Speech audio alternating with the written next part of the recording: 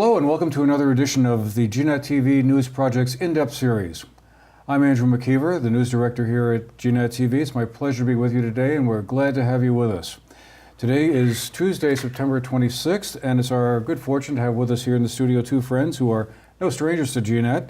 Carolyn Blitz is the president of Mountain Media, a media corporation here that is probably best known for publishing Stratton Magazine and Manchester Life, a new publication that started this year. And Philip Gilpin is the executive director of the iTVFest, an event that's coming up all of a sudden not too far down the road on October 11th. We're going to be starting a four-day television festival that many of you have no doubt already heard something about. But it's good to have Philip here and Carolyn because she also has an announcement we're going to be talking about in a moment to kind of, let you know what else is going on with the iTVFest. So first of all, welcome both of you. Great to have you here. Thank you. So Philip, just to get us started here, tell us a little bit about the iTVFest. I know it's been talked about a lot over the past, 8 or 9 months. We've been hearing a lot about it, announcements coming out. Sounds like a really exciting event, first time here in town. But for those handful of people who may not yet know what's going to be going on, what's going to be going on? Yeah, the iTVFest is the independent television festival.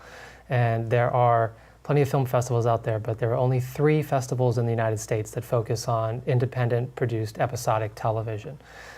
And for 5 days, starting October 11th through the 15th, there's going to be 1,000 industry people, from creators and writers and executives and agents, people that are just starting their careers to people that have won awards and have been in the industry forever, are all going to be coming together and showing new shows and having panel discussions and talks about topics in the industry. The iTVFest isn't just a one-week event. It's a worldwide community that does things in New York and Los Angeles and other places throughout the year. It just culminates 1 week a year at the festival itself, which is coming up in Manchester in a couple of weeks. So there's going to be a lot of fun people in town, and it'll be early mornings and late nights and lots of new things to see and discover. It's going to be a good time. So if folks want to go see some of the presentations, and it looks like from your website that there's 3 locations where TV trailers are going to be screened. How do they go about getting tickets? Can they go to the website? Is that the idea? Yeah, the primary ticket place is the website, www.itvfest.com. And you just buy either by the day, or you can buy a pass for the week, save some money that way. And once you buy your pass, you're just free to roam for the town. So the screening venues are going to be happening at the 2 movie theaters at Village Picture Shows next to the Price Chopper, and then the Riley Center up at BBA. And then you'll have the panel discussions and seminars happening at the Factory Point Bank Building downtown, right next to Thai Basil. And then the Manchester Community Library will be the other center for the panel. So those 5 venues will be running simultaneously Wednesday through Sunday, and you can just float in and out from screening to screening or panel discussion and kind of pick and choose your adventure as you go through the week. Wow, sounds like a lot of fun. Yeah.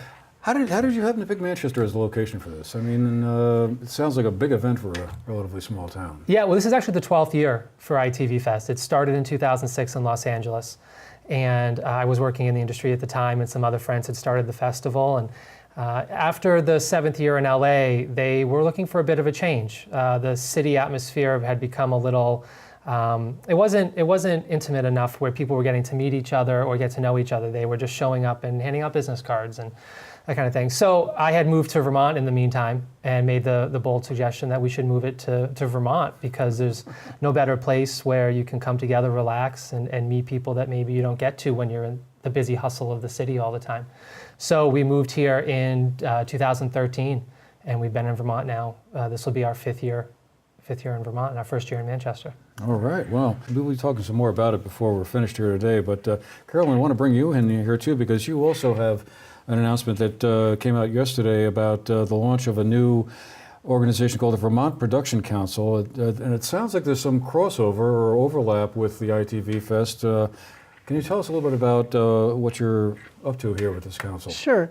I think, Philip was really the one who had the first idea in terms of the festival should really be a springboard for us into lots of different new initiatives. And the Vermont Production Council is an effort to really showcase the production talents that are in our area and the locations, especially to this audience who's going to be here for the iTVFest, as a way of really recruiting additional productions to our area. We start with a website which contains about 150 businesses who are all providing production-related services, whether it's equipment or catering or locations. And then we've also produced a public service announcement that really showcases Vermont as a destination for producing something. So again, what prompted this idea? I mean, is Vermont all of a sudden becoming the beckoning country, as we used to call it back in the 1960s, or to date myself somewhat here, for movie making and television production? Well, I think iTVFest is an important week of activities, as Philip said, and also a year of activities for the festival. But we wanted to mean something for us on a year-round basis. So we are, again, taking this opportunity to showcase the talents that we have here to a very, specific audience in terms of trying to identify productions that will film here. We have a good case. We have a very strong community.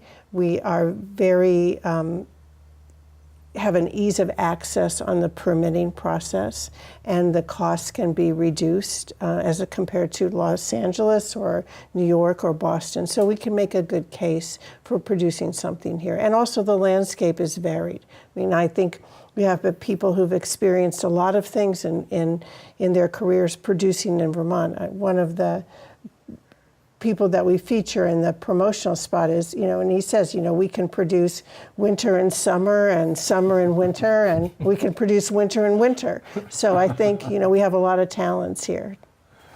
I wondered,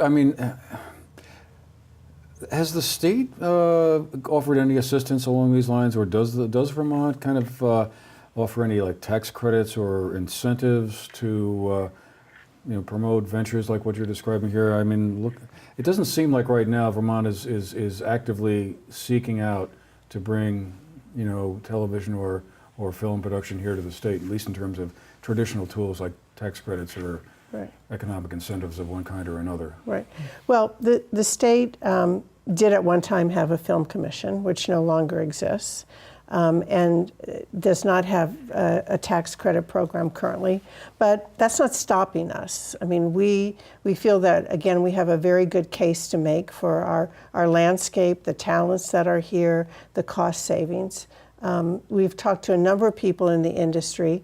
Not every producer is interested in tax credits. If you're a mid-sized production company, sometimes the paperwork that goes along with the tax credits can cost you more than actually what you get back in the tax credits. So we're offering right now the ease of access, the permitting process, a really strong community support, and the talents of people who are here. Someday, as we build this business, as we build this new economy, yes, we'd love to talk to the state about what additional incentives we could provide, but for right now we have a great deal of cooperation with the state in our public information campaign. Really is what we're really focused on. Let's get the word out.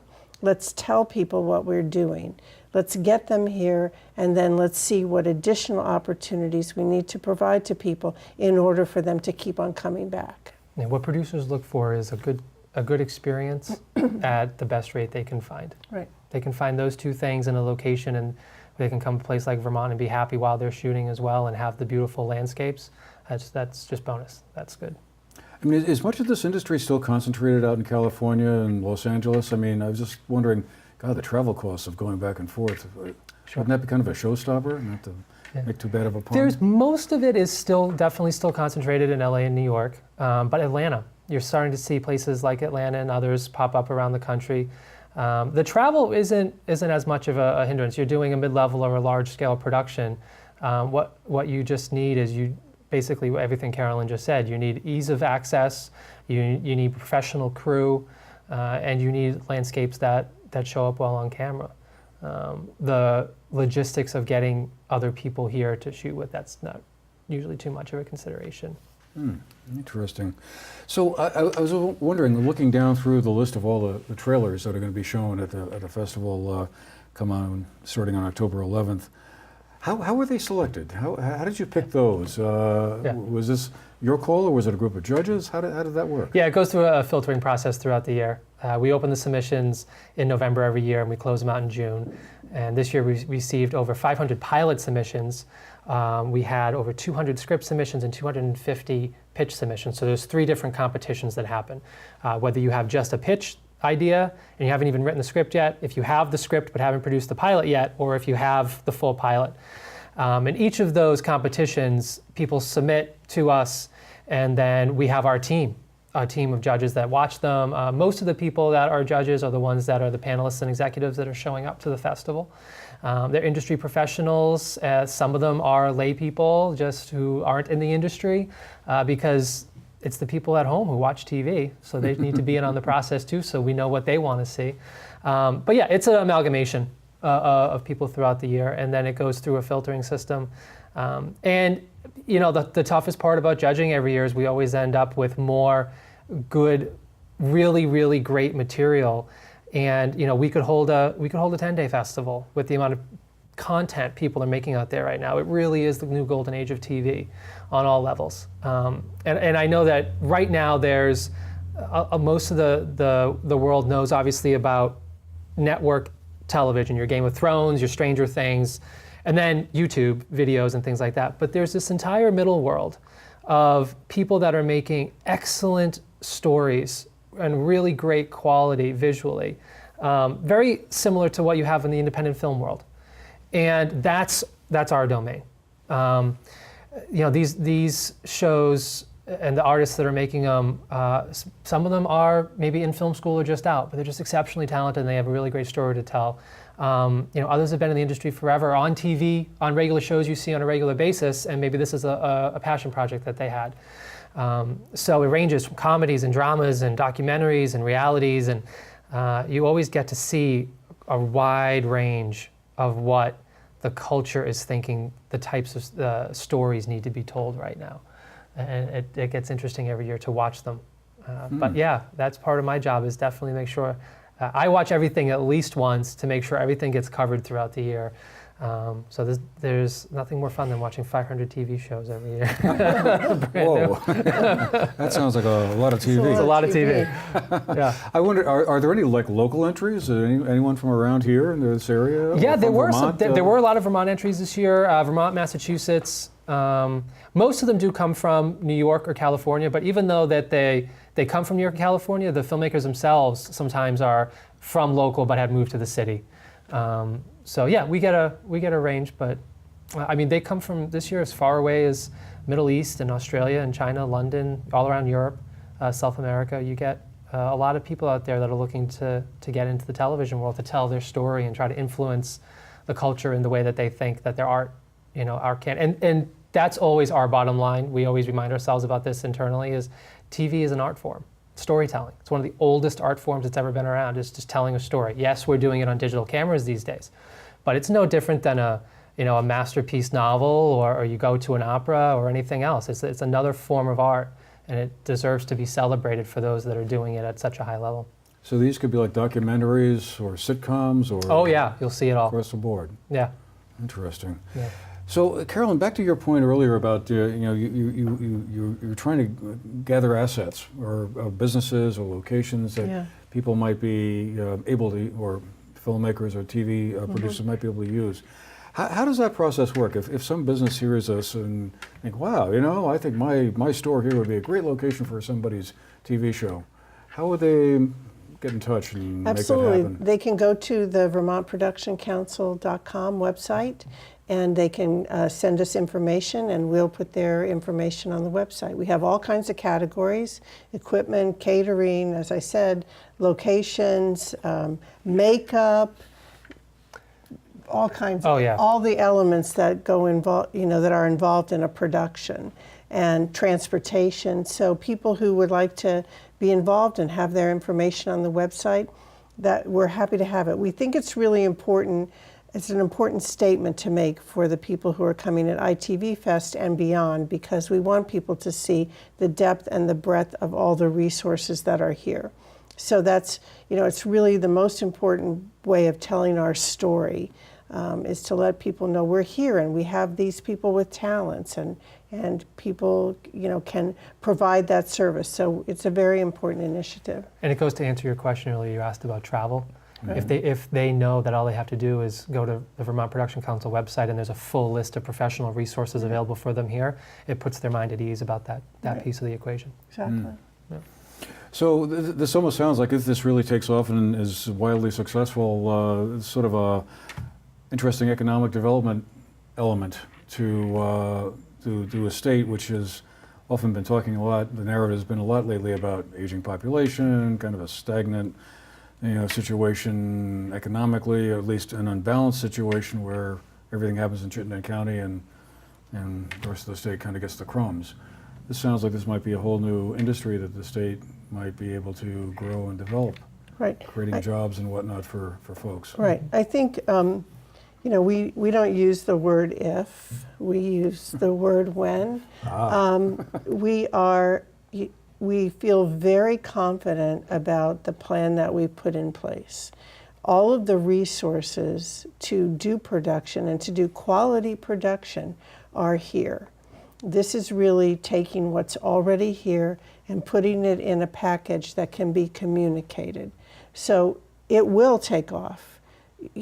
It will need to grow, and we will need to add programs to it to grow for sure. But we already see the opportunity, and it may be small steps in the beginning, but we're in motion and we're moving forward with it. Have you been encouraged so far by the response of local business folks to all of this? Philip can speak to that too, but yes, I think to the person, everyone who we've talked with has been supportive and encouraging and very interested in whatever they can do to be helpful in the process. Yeah, from the festival perspective, what we do is something you can't do on your own. It takes a town, it takes a village, and the response has been incredible.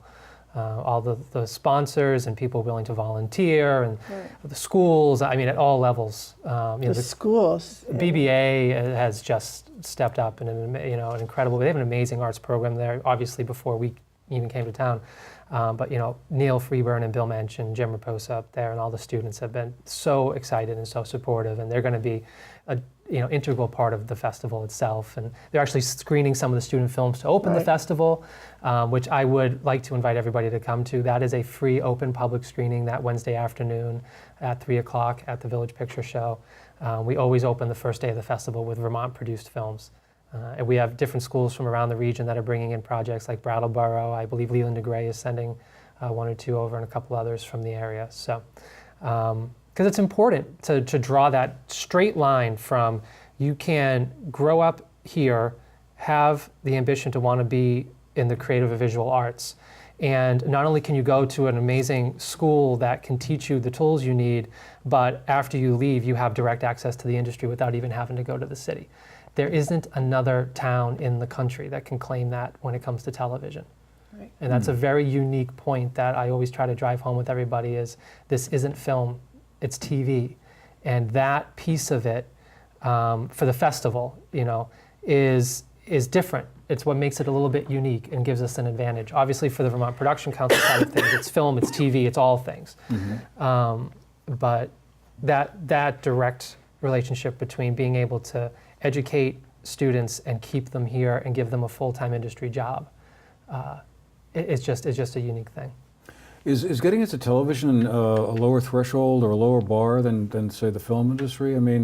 You've mentioned a couple of times that there's a distinction that should be struck between TV and film. I guess I just wondered, is TV just sort of more accessible for someone kind of starting out, or? No, it's quite the opposite. There are thousands of film festivals. Right? Okay. There are 3 television festivals, and there's only one that focuses solely on independent television, which is why we exist. So in a way, the bottleneck you get went from all the creators that are out there that want to make TV now. You have more and more people making episodic content than ever before, and you have 3 places for them to go to. Whereas on the film side, you have a lot of people and they have thousands of places to go to. So TV has always been a bit of an enigma for people to break into, which is why the original founders of the festival started it in Los Angeles. They were TV producers, and in 2006 they said, we have our pilot, but we don't know a person who knows an agent. What festival can we go to? And so that was the impetus. That exact reason was why iTV started. And the reason it started then and it's grown so quickly is because it paralleled the rise of the digital revolution with the decreased cost of technology and the increased quality of the cameras. You can now, for an affordable price, get a piece of technology and get a piece of camera equipment that you can use on a professional level, whereas you couldn't do that 10 years ago. I remember when I made my first film, I had to go out and raise the money just to buy the film stock, the old film reels and everything. And not only did the equipment become accessible, but now obviously distribution goes into every house around the world that has internet. So those 2 things combined is what has made the rise of independent television possible, whereas that wasn't possible pre-2006. A lot of people forget, you go back to 2005, YouTube and Facebook weren't there. It's only 10, 11 like years old. Prehistoric era. Yeah. It does. So we're capturing It's that. hard to remember that. We're in the right far place back. at the right time in the right town and Right. in the right state, and it's all come together at once. So what will be the benchmarks for success when you sit down after the festival's over and as the production council gathers steam? What will be the ways you'll measure? Okay, we're getting it. We're getting it done, or we're not. What will any sort of parameters or benchmarks in mind that you have at this point? Well, for us, surely for the Vermont Production Council, it's the inquiries. We're very organized to receive the inquiries, and we'll be monitoring those. We hope that the festival will be a big step forward. We'll be running our promotional spot, thanks to Philip, during the festival between the screenings. So no one will leave They will miss it. Manchester not knowing that the Vermont Production Council exists. We'll also have a tent on the lawn outside the Hampton Inn that's sponsored by the Vermont Production Council, and the vendors who are listed in the directory are very free to come and bring their materials. We'll have music and food so that people, the 1,500 guests who are here for iTVFest can wander into the tent and learn about the Vermont Production Council. So in the first instance, it will be the inquiries. In the second instance, it will be how we translate those into productions. And we have a team of people who will work with people who are interested to see if we can put the right package together for them. That sounds exciting. Yeah. And I suppose for you will be the number of coming back next year with even more entries. Would that be the sign that, hey, we did it? Yeah. I mean, the benchmarks for the festival itself are always, the obvious ones, heads in beds and getting people here to visit. I feel very comfortable with where we're at with that, considering I'm starting to get the phone calls this week that the closest place people can find a hotel is, Stratton or Londonderry or elsewhere. So people are definitely coming. There's close to 900 tickets already claimed in some fashion or another. And we do most of our ticket sales right up to the event. Everybody does events last minute these days. I do too. You buy your ticket on the way in the door on your phone, kind of thing. Right. But our big piece of how we measure our success is, did the people that came in through the festival, be they content creators or executors or whoever, have a really good experience? And did they fall in love with the area? Did they fall in love with the community of people that are here? A lot of what the festival is about is done off screen.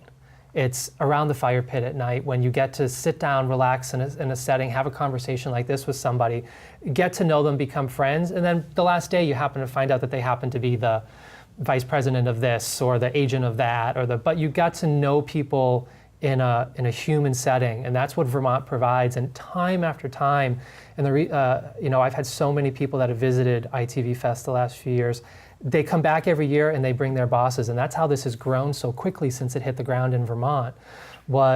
There's that Vermont magic which is I think what draws all of us to live here, and we live here year round, and iTVFest is here year round, but that's what really is the takeaway for people when they go back to the city.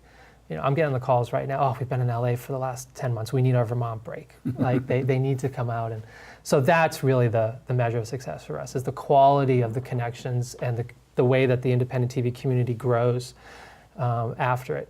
4 or 5 years ago, there were a lot of people who maybe had just made their first show and squeaked into the festival, but the support that they've gotten from people who are professional directors or producers and have become their mentors that they met here in Vermont, now 4 or 5 years later, have really blossomed their careers. And we have people coming back who are, their shows have been bought by major studios and networks now, whereas they, the first time they came through, they were just starting out. And so that long-term ability to support the worldwide community of artists that make episodic content, that's our mission, and that's what we do. All right, well, coming up right around the corner, October 11th to the 15th. Yeah. We'll be there. Great. We have a certain amount of things in common here. Yeah. We do. Definitely good luck, Carolyn, on the Vermont Production Council Thank venture you. there. That We have a sounds very good group exciting. of local people who are behind us, so we're very excited. All right, well, good luck to you both on those, and thank you as well for being with us today. This has been the GNet TV News Project In-Depth Series with Philip Gilpin and Carolyn Blitz. We'll be watching as things go forward, and thank you both for being with us today. And have a good one. See you next time.